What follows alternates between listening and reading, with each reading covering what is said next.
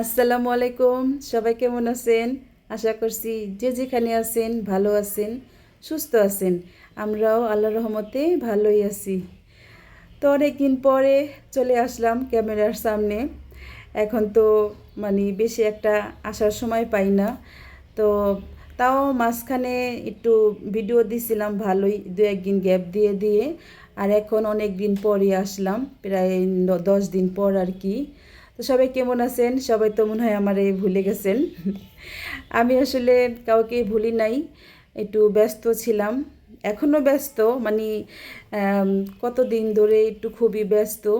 নতুন একটা বিজনেস শুরু করছি, তো এই বিজনেসটা নিয়ে অনেক ব্যস্ত। আর আপনারা হয়তো বুঝতে পারতেছেন কিসের বিজনেস দিছি। আম, কি বলবো, এটা কিন্তু কেক কেক বানাচ্ছি আর কি। এটা কিন্তু আমাদের খাওয়ার জন্য না।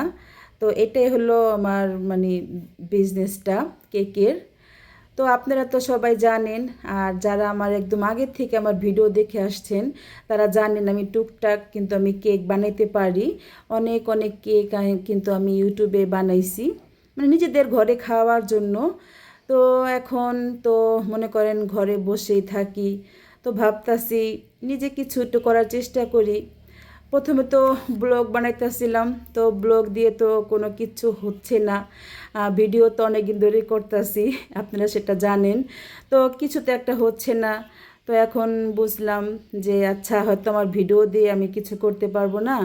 তো এখন কিছু একটা করি, অন্য কিছু করা যায় নাকি।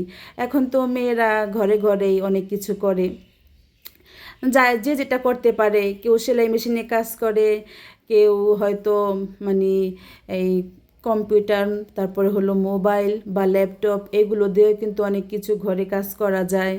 তারপরে হাতের কাজ আছে অনেক ধরনের। কেউ ব্লগ ভিডিও, রান্না বাড়ার এগুলো দিয়েও চলতেছে সংসার। তো যে যেটা পারে। তো আমিও টুকটাক কেক বানাইতে পারি। তো অনেক দিন ধরে চিন্তা ভাবনা করতেছি, তো আসলে কিছু একটা করি।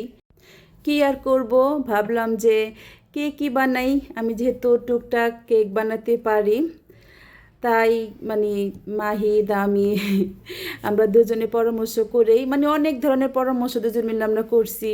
তো ভাবলাম এটাতে এত পুঁজি লাগবে, ওটাতে এত পুঁজি লাগবে, আমরা মায়েরা ছেলেরা অনেক চিন্তা ভাবনা করার পরে তো ভাবলাম আচ্ছা, এটাতে কেকের যে জিনিসপত্র সেটা তো আমার ঘরেই আছে সব কিছু। তো টুকটাক এমনি, যেমন ক্রিম কিনতে হইতো, টুকটাক আরও লাগছে অনেক টাকাই। তো সেটা দেখলাম অল্প টাকাই, যাই লাগছে অল্পের ভিতরে হয়ে গেছে। তো সেগুলো সব কিনে এনে শুরু করে দিলাম এই কেকের ব্যবসাটা। আমি কিন্তু এটা কেকের জন্য কোনো পেজ খুলি নাই। আমি হলো এই কেকগুলো দোকানে দেই আর কি, মুদির দোকানে। আমি কয়েকটা দোকান আর কি পাইছি, তো সেই দোকান থেকে আমাকে অর্ডার করে আমি সেই দোকানে দোকানে দেই আর কি। আপাতত 2-3টা দোকান পাইছি, তারপরে দেখি আরও যদি পাওয়া যায়। আর আমি হলো এখন বর্তমানে jar cake, mini jar cake, সেটা দিয়ে আপাতত শুরু করছি। আর এমনিতে জন্মদিনের কেক আমি বেশি একটা অর্ডার নিব না, কারণ অনেক প্যারা হয়ে যাবে। আমি শুধু মিনি জার কেক বা আর একটা জার কেক আছে, একটু লম্বা জার কেকটা, তো এই 2 পদেরই বানাবো। আর হলো মাঝে মধ্যে পাউন্ড কেকের অর্ডার আসলে, তো আজকে আমার অর্ডার আসছে পাউন্ড কেকের আর মিনি জার কেকের। তো মিনি জার কেকগুলো আমি রাত্রে বানিয়ে রাখছি, ফ্রিজে আছে। তো এখন সকালে উঠে আগে এই পাউন্ড কেকটা বানাচ্ছি, চকলেট পাউন্ড কেক। তো আপনারা তো দেখতেছেনই কী কী দিয়ে আমি এগুলো বানাচ্ছি। 2 ডিমের পাউন্ড কেক বানাচ্ছি। তো যেখানে যা লাগে সব কিছু আমি করে এখন সব একসাথে মিক্সচার করব। তো আমি ডিমটা আগে চিনি দিয়ে ফর্ম করছি, তারপরে সয়াবিন তেল দিছি, তারপরে কোকো পাউডার, বেকিং পাউডার, তারপরে ময়দা, এগুলো দিয়ে মিক্সচার করলাম আগে একবার। এখন হলো তরল দুধ দিচ্ছি, কুমকুমা গরম কিন্তু তরল দুধটা। আর এই তরল দুধটা আপনারা অবশ্যই দেওয়ার চেষ্টা করবেন পাউন্ড কেকের ক্ষেত্রে, তাহলে পাউন্ড কেকটা কিন্তু একটু নরম হবে, সফট হবে। অনেকের পাউন্ড কেক দেখবেন শক্ত থাকে, খাওয়ার সময় গলায় আটকায় যায়, কিন্তু এভাবে করে তরল দুধ দিলে কিন্তু আটকাবে না। তা আমি কিন্তু অনেকগুলো চকলেট দিছি এখানে, অনেক মজা করেই বানাইছি। আর কি যারা খাবে অনেক মজাই বলবে। এখন আমি এই মোল্ডে দিব, তো মোল্ডে দেওয়ার আগে একটু তেল ব্রাশ করে নিলাম, সয়াবিন তেল। এখন আমি মোল্ডে সব উপকরণগুলো দিয়ে দিচ্ছি। তো এখন দেওয়ার পরে একটু হালকা হালকা ঝাঁকাতে হয় এটা। আর আমি এখানে পেস্তা বাদাম কুচি আর হলো কিশমিশ এগুলা মানে আলাদা করে রাখছি, এটা দিব আর কি, এখন না। তো এখন আমি চুলাতে দিয়ে দিলাম বড় একটা ফ্রাই প্যানের উপরে একটা স্ট্যান্ড দিয়েছি, তার উপরে হলো আমি কেকের মোলটা বসিয়ে দিলাম। আর আমি তার আগে 10-15 মিনিট ভালো করে আমি গরম করে নিছি, শুধু খালি ফ্রাই প্যানটা। তো এখন আমি ঢেকে দিলাম, আর দেখেন ফোকাটাও আটকায় দিলাম।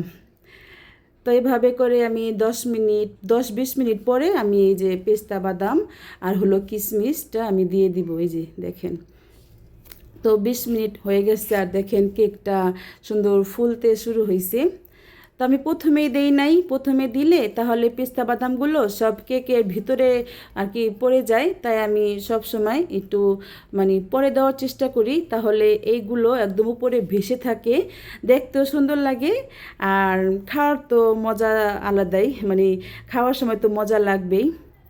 তো এই আর কি আমি এভাবে করে কেকটা বানিয়ে নিলাম।